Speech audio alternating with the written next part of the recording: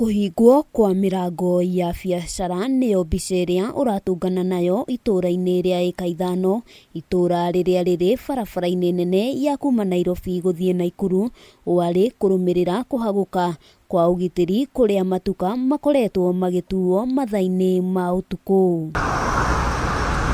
Nduka ĩmwe ya wendia wa njohi nĩyo ya ica ikuhĩ gũtuo, mweneyo akiuga aratara hathara ya mũigana wa ciringi mirioni 1. Coka mena ngari marĩ nayo mũthemba wa kũringana na CCTV nĩ mũthemba wa Vitz,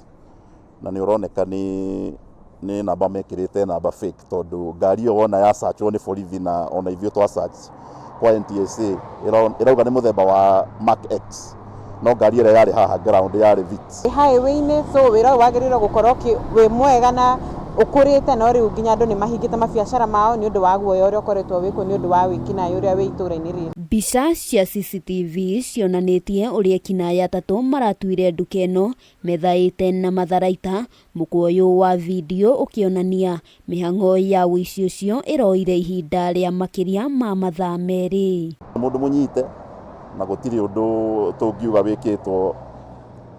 wa kuonania atĩ ũndũ ũcio nĩ ũrũmĩrĩirwo na njĩra ĩrĩa yagĩrĩire. Kũringana na mwene nduka ĩno, ekinaĩ acio maracagũrire njohi iria cia goro na gũtiga iria cia raithi, rĩu ahũri biacara mwena ũyũ makĩmenereria honge cia ũgitĩri na kwendekithia ũthuthuria kinyi ũkorwo ũgĩtabanio, nĩguo arĩa maroneka mbica-inĩ ici matacũkĩrio makinya ma kĩwatho. Kwĩna biacara nyingĩ tondũ nongerera manyũmba maya maingĩ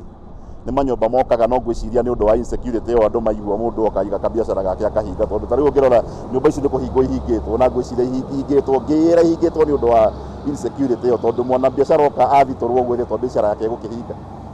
na ngwĩciria nĩkĩo that is the reason tũkuona nyũmba ici nĩ hinge na ciagĩrĩirwo gũkorwo ci operational considering ci highway-inĩ. Nĩ ndeto ĩkĩrĩtwo mũkonde nĩ OCPD wa gĩcigo gĩa Kikuyu akĩranĩra ũgitĩri kũrĩ mũingĩ na kuga nĩ meharĩirie kũng'ethanĩra na arĩa maranyamaria mũingĩ. So far we can say tumejaribu kwa vile kuna wale tumeshika na tumepeleka kotini, saizi wako remand, but in Kikuyu in general, na ingependa kusema I assure them sisi tuko nje, tutafanya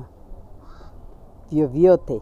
vile tunaweza kufanya iwe na usalama kwa hii area, especially wakati kuko na maneno ya siasa. Handũ-inĩ ha Kameme TV, rĩtwa rĩakwa nĩ Wambui wa Njũgũna.